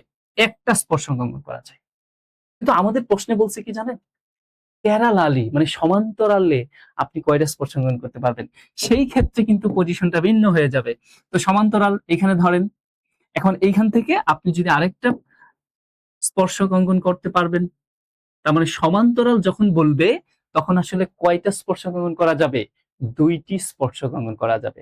আবার এমনটাও হয় বৃত্তের বহিস্থ কোনো বিন্দু থেকে, সাপোজ বৃত্তের বহিস্থ একটা বিন্দু হচ্ছে এখানে পি, ওই বহিস্থ কোনো বিন্দু থেকে আবার ওই বৃত্তের উপর সর্বোচ্চ 2টা স্পর্শক অঙ্কন করা যায়। তার মানে এই যে কনসেপ্ট গুলো আমি মিরপুরে যখন ক্লাস নিচ্ছিলাম পরীক্ষার ঠিক 2 দিন আগে, তখন কিন্তু বৃত্ত সম্পর্কে আমরা বিস্তারিত আলোচনা করেছিলাম।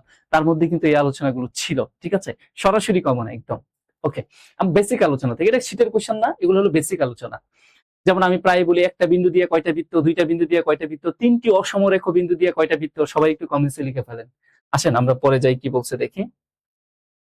If a and b are in the ratio 3:4, মানে এ আর বি এর অনুপাত দেওয়া আছে 3:4, এন্ড এবং B and C are in the ratio 12:13, B আর সি এর অনুপাত দেওয়া আছে হচ্ছে 12:13, দেন তাহলে A and C will be in the ratio, তাহলে এ আর সি এর অনুপাত কি হবে? আমরা এগুলো অনুপাতের বেসিক ক্লাসে আলোচনা করা হয়েছে, কোশ্চেনটা দেখতে পাচ্ছেন। এইটা আমাদের লেকচার 3 রেশিও যে লেকচারটা ছিল তার 15 নম্বর পেজে এই টাইপের কোশ্চেন ছিল। আসেন আমরা একটু দেখি যে তারা প্রথমে যেটা বলছে সেটা হচ্ছে এ অনুপাত বি, এইটার ভ্যালু তারা বলতেছে 3:4। আবার পরে যেটা বলতেছে, আমি একটু এইভাবে লিখি আপনার বুঝতে সুবিধা হবে। অনুপাত মানেই হচ্ছে ফ্র্যাকশন, এটা মনে রাখবেন। অনুপাতের সংজ্ঞাটা কি দাঁড়ায়? দুইটি সমজাতীয় রাশি একটি অপরটির তুলনায় কত গুণ বা অংশ তা একটি ভগ্নাংশের মাধ্যমে প্রকাশ করাকেই অনুপাত বলে। দ্যাট মিন্স ভগ্নাংশ এক প্রকারের অনুপাত। তাহলে আমরা a বাই b সমান বলি হচ্ছে 3/4। আবার তারা বলতেছে এ অনুপাত c, that means a by b by c বলতেছে, বি বাই সি এটার ভ্যালু বলতেছে 12/13। ওকে, এবার আসেন, আমাদের কাছে এ আর সির অনুপাত জানতে চাইছে, তাহলে এদেরকে আমরা একটু সাজাই তো ভিন্ন আঙ্গিকে। এমন করে সাজাই, আমাকে এ আর সির মান জানতে চাইছে, আই রিপিট, এ আর সির অনুপাত জানতে চাইছে। তার মানে ওই অনুপাতগুলো থেকে মাস্ট বি আপনার এই বি এবং বি কে রিমুভ করতেই হবে। তাহলে সেটা কিভাবে করা যায়? আমি যদি এইভাবে সাজাই যে এ বাই বি, দেখেন নিচে কি আছে, বি আছে, তাহলে বি কে সরাইতে গেলে আমার উপরে বি লাগবে। পরের অনুপাতে দেখেন আমি যদি গুণ করে দেই, তাহলে বি আর বি উপরে নিচে কাটা যাচ্ছে। এখন তাদের অনুপাত গুলো এইভাবেই লিখি, প্রথম অনুপাত 3/4 গুণ করে দেই পরের অনুপাত 12/13 দ্বারা। ঠিক আছে, ওকে। এবার আসি, আমরা যদি ক্যালকুলেশন করি কি দাঁড়ায়।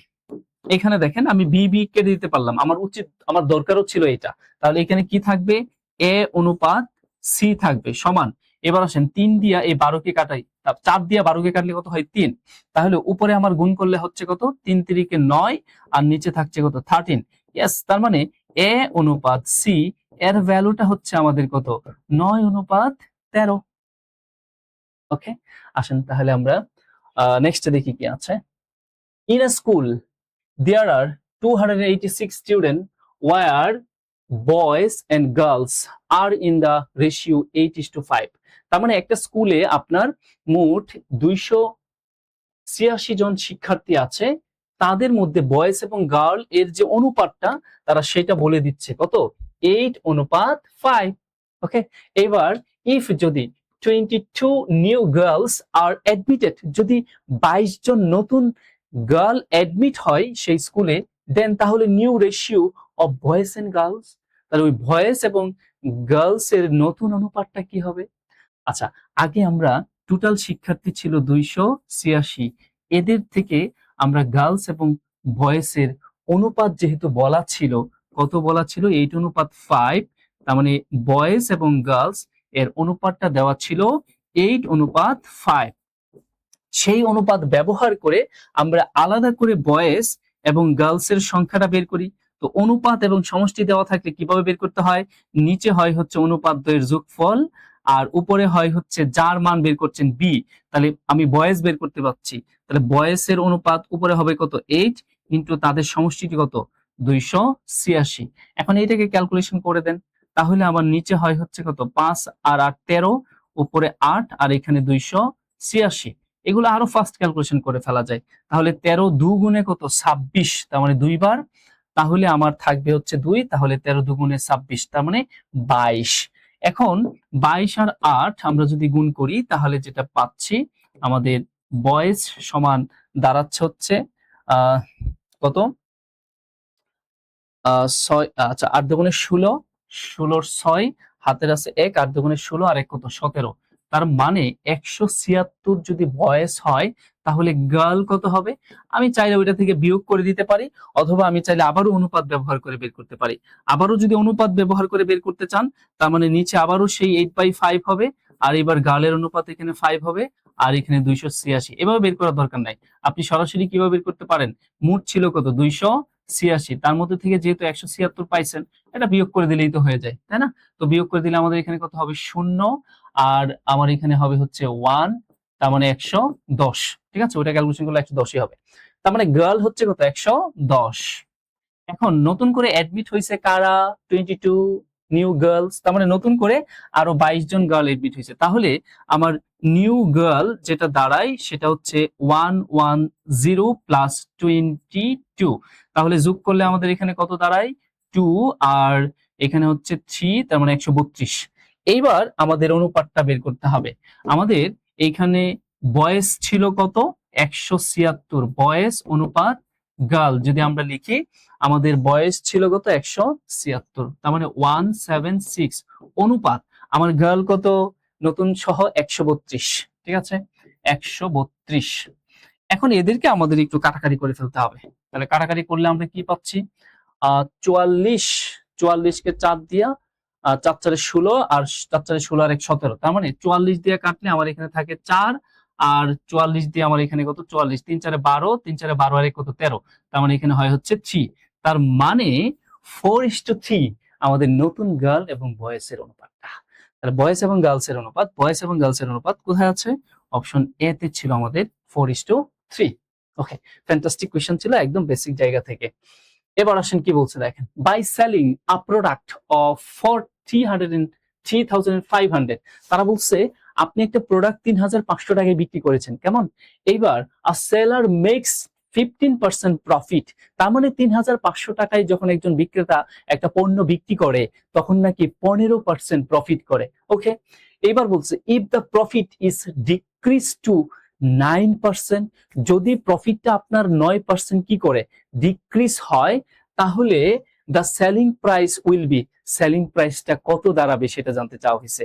এইটাও আমি প্রফিট এন্ড লসের ক্লাসে আপনাদের ইনক্রিজ বাই এর অর্থটা কি, ইনক্রিজ টু এর অর্থটা কি, গতকালকে মিরপুরে আমাদের ব্রাঞ্চে অফলাইন ক্লাসে আমি সেটা বলে আসছি।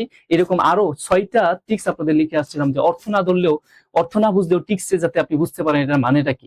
আসলে ইনক্রিজ টু মানে হচ্ছে ওইখানে 15 থেকে 9 কমাইতে বলে নাই, বর্তমানে কমিয়ে আছে কত, 9%। ওকে, তাহলে আপনি সেলিং প্রাইসটা এখানে কত বলা আছে, 3,500 টাকা বলা আছে হচ্ছে সেলিং প্রাইস। এতে করে আপনার প্রফিট পার্সেন্টেজ কত তারা বলেছে, 15%। তার মানে আমরা তো এটা বলতেই পারি যে আমি অনেকবার বলি যে 15% প্রফিটে সেলিং প্রাইসের পার্সেন্টেজ কত হবে, 100 প্লাস 15, দ্যাট মিনস 115%। 15% প্রফিটে সেলিং প্রাইসের পার্সেন্টেজ হবে 115%। হ্যাঁ, 10% লসে সেলিং প্রাইসের পার্সেন্টেজ কি হবে, 100 মাইনাস 10, দ্যাট মিনস 90%। তাহলে আমরা তো এটা বলতেই পারি 15% প্রফিটে সেলিং প্রাইসের পার্সেন্টেজ হবে 115%, আর এই 115% এর ভ্যালুটা এক্স্যাক্টলি টাকাই কত, এই তো 3,500 টাকা তারা বলে দিছে। এবার আসেন, আপনার প্রফিট এখন কমে গেছে কত, কমে দাঁড়াইছে কত, কমে গেছে কত সেটা না, কমে দাঁড়াইছে কত, 9%। ইন ডিক্রিজ টু 9%, তার মানে বর্তমানে প্রফিটের পার্সেন্টেজটা হচ্ছে 9%। যদি তাই হয় তাহলে সেলিং প্রাইস কত আমাদের কাছে সেটা জানতে চাওয়া হয়েছে। তার মানে 9% যদি আমার থাকে এখন প্রফিট, 9% প্রফিটের সেলিং প্রাইসের পার্সেন্টেজ কি হবে, 109%। তার মানে আমরা যদি এখানে 109% ক্যালকুলেশন করে দেই তাহলে আমাদের এখানে সেলিং প্রাইসটা বের হয়ে আসবে। ওকে,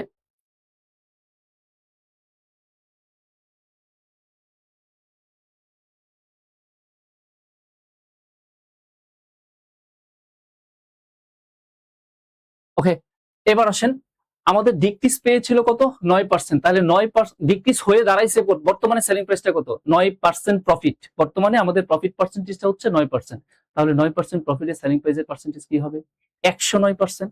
তার মানে আমরা 1% এর ভ্যালু কত সেটা যদি বের করতে চাই তাহলে আমরা কিভাবে বের করব, 3,500 ডিভাইডেড 115, তাহলে যেটা পাবো সেটা হচ্ছে 1% এর value.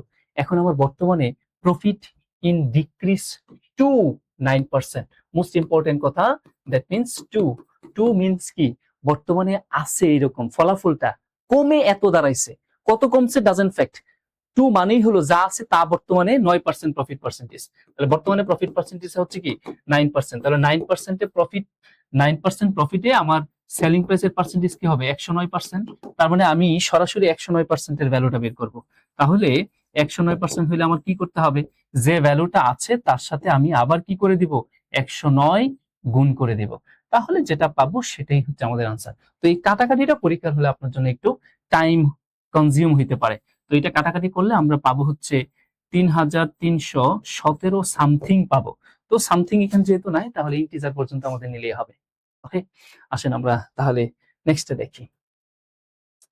Father is age 3 times more than his sons, বলতেছে সন্তানের বয়স যা আজকে বাবার বয়স সন্তানের 3 গুণ, এই কথাটা বলা হয়েছে।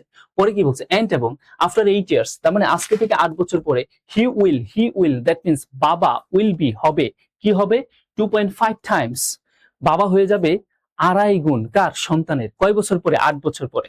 ফাইন, এবার আসেন, what is the age of the son, তাহলে ওই সন্তানের বয়সটা কত, এটা আমরা অনেকবার এই টাইপের ম্যাথ করাইছি আমাদের।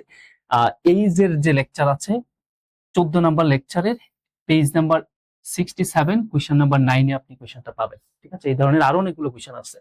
তো আমরা এখানে ধরে নেই সন এর বয়সটা এক্স, তাহলে বাবার বয়সটা কত হবে, তার 3 গুণ, দ্যাট মিনস 3x। এবার আসেন আমাদের সমীকরণটা কখন হবে? আজকে থেকে 8 বছর পরে গিয়ে হবে। তাহলে আজকে যদি ছেলের বয়স x হয়, বাবার বয়স 3x হয়, তাহলে 8 বছর পরে মানে কি সবারই তো, দুইজনেরই তো 8 বছর বেড়ে যাবে। তার মানে আমার এখানে সন্তানের বয়সটা 8 বেড়ে যাবে, আবার বাবার বয়সটাও 8 বেড়ে যাবে। বেড়ে যাওয়ার পরে তাদের সম্পর্কটা কি হবে? সম্পর্কটা খেয়াল করে দেখেন। এখন কিন্তু আমি এদেরকে সমান বলতে পারবো না। কেন পারবো না? কারণ এইখানে কত বেশি আছে? 2.5 বেশি আছে।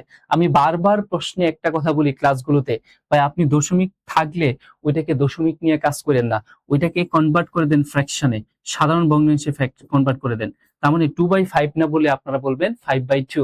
সেই ক্যালকুলেশন আপনার জন্য সহজ হবে করতে। তাহলে আমরা যদি সমান করতে চাই, তাহলে সন্তানের বয়সটাকে আমি 2.5 গুণ বাড়ায় দিই। তার মানে সন্তানের বয়স যা আছে তাকে যদি 5/2 দ্বারা গুণ করে দেই, তাহলে উভয় পাশ পরস্পর কি হয়ে যাবে? সমান হয়ে যাবে। ইয়েস। এবার আসি, আমরা বারবার একটা কথা বলে থাকি, যেখানে কম দেখবেন সেখানে গুণ করে দিলে তাহলে উভয় পাশ সমান হয়ে যাবে। এর আরো মজার কথা আছে এখানে। তো এবার আমরা একটু ক্যালকুলেশন করি। তো আমরা এখানে যে কাজটা করতে পারি সেটা হচ্ছে আমাদের গুণ করে দিতে পারি। গুণ করে দিলে যেটা হবে সেটা এখানে 5x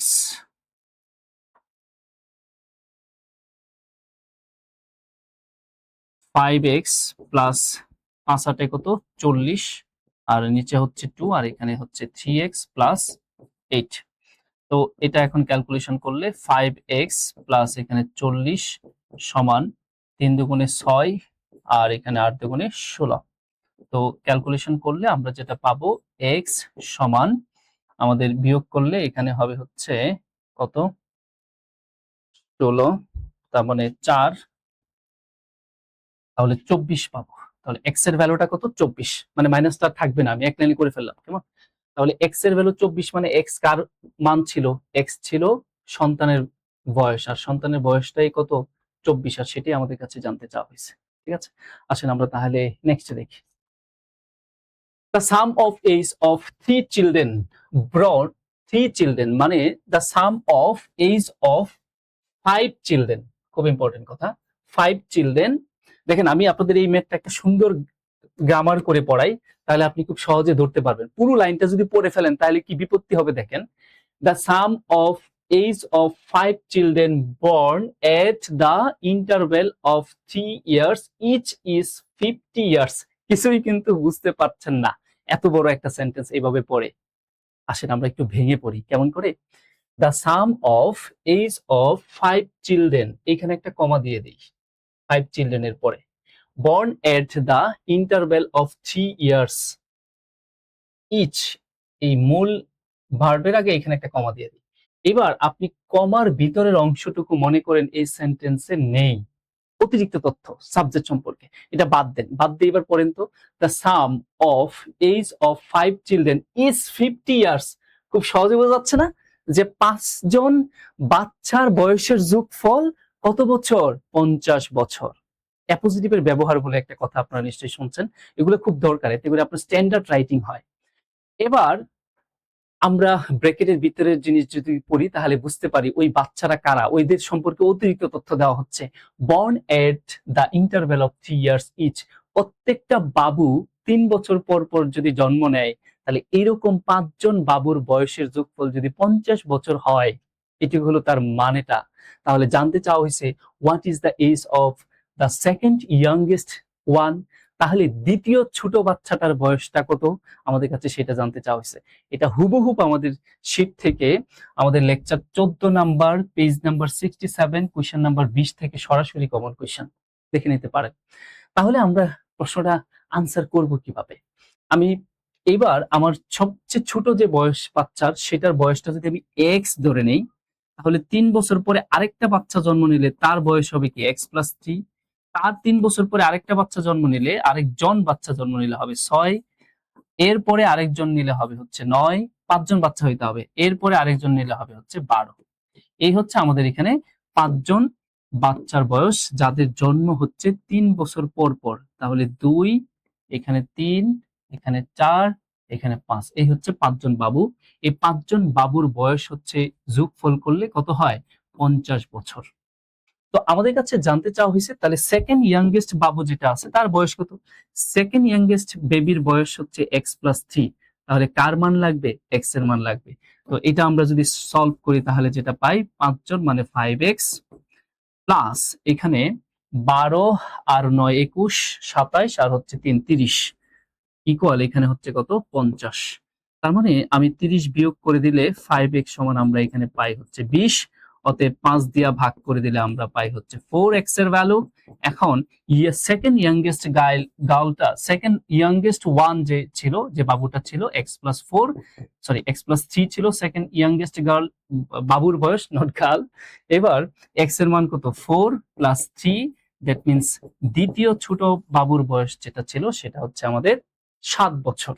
ঠিক আছে, 7 কোথায় আছে? অপশন সি তে আছে। ওকে, নেক্সট আসি দেখি কি বলছে। Last one, what is the percentage increase? কত পার্সেন্ট ইনক্রিজ হবে in the area of a rectangle? একটা আয়তক্ষেত্রের ক্ষেত্রফল কত পার্সেন্ট বৃদ্ধি পাবে আমাদের কাছে সেটা জানতে চাওয়া হয়েছে। ইফ যদি each of its side is increase by 25%, এর প্রত্যেকটা বাহুর দৈর্ঘ্য যদি 25% বৃদ্ধি পায়, তার মানে আপনি একটা আয়তক্ষেত্রের কথা চিন্তা করেন। এইটাও আমাদের লেকচার থেকে, আমাদের 26 নম্বর লেকচারে পেজ নাম্বার 153 কোশ্চেন নাম্বার 12 থেকে হুবহুব কমন এই টাইপের কোশ্চেন আমাদের অনেক আছে, যেটাকে আমি বারবার বলে গেছিলাম সাকসেসিভ রুলের ম্যাথ। পরীক্ষার আগে আমি বারবার বলছিলাম 30 তারিখ 31 তারিখ দুইটা পরীক্ষা, দুই দিনে মোট 3টা পরীক্ষায় 3টাতেই আপনি সাকসেসিভ রুল থেকে কোশ্চেন পাবেন, হোক সেটা পার্সেন্টেজ, প্রফিট অথবা জিওমেট্রি, এবং পাইসেনও বটে। এবার আমাদের একটি আয়তক্ষেত্রের কথা যদি চিন্তা করি, সাপোজ এই হচ্ছে একটা আয়তক্ষেত্র। এখন এই আয়তক্ষেত্রের দৈর্ঘ্যটা বেড়ে গেল 25, প্রস্থ পাশাপাশি বেড়ে গেল 25। তো এই কোশ্চেনটা, এই টাইপের কোশ্চেনের জন্য আমি কিন্তু বারবারই একটা স্মার্ট ওয়েতে বলি ক্যালকুলেশন করার জন্য, এবং সেটা স্মার্ট ওয়েটা পরে বলি, আগে বেসিকটা শেখা। তাহলে সেই স্মার্ট ওয়েতেই বলি, এতে যে আমার এই ক্ষেত্রফলটা বৃদ্ধি পাইছে, কতটুকু বৃদ্ধি পাইছে?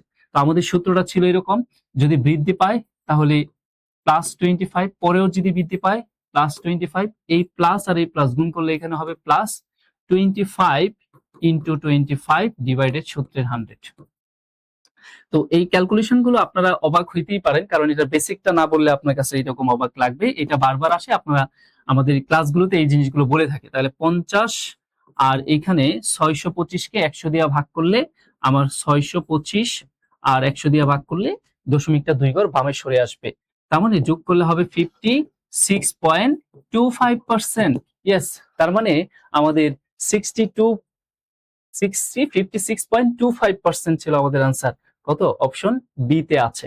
এই ছিল আমাদের অফিসার ক্যাশ 2023 সাল ভিত্তিক যে পরীক্ষাটা হয়ে গেল 31 তারিখে, সেই কোশ্চেনটার ম্যাথ অংশের সমাধান। আশা করি আমরা পূর্ণাঙ্গ ব্যাখ্যাটা দিয়ে আপনাদের বোঝানোর চেষ্টা করেছি, যতটুকু সম্ভব চেষ্টা করেছি ভালো করে আপনাদের জিনিসগুলো যাতে রিয়েলাইজ করতে পারেন তার জন্য। তো আরো যদি ভালো করে বুঝতে চান তাহলে আমাদের যে এক্সপেক্টিভ ব্যাচ গুলো আছে সেই ব্যাচগুলোতে যদি আপনি এনরোল হন, তাহলে কিন্তু এই বিষয়গুলো আরো সুন্দরভাবে করতে পারবেন, আরো সুন্দরভাবে বুঝতে পারবেন। আমাদের এই মুহূর্তে নতুন ব্যাচে ক্লাস চলছে, আপনি চাইলে ভর্তি হতে পারেন, ভর্তি হয়ে আমাদের ক্লাসগুলোতে এনরোল হতে পারেন। এবং আমাদের আপকামিং আরো ফ্যান্টাস্টিক 2টা কোর্স আছে ম্যাথ এবং ইংলিশের ক্ষেত্রে। একটা হচ্ছে basic to advance math, R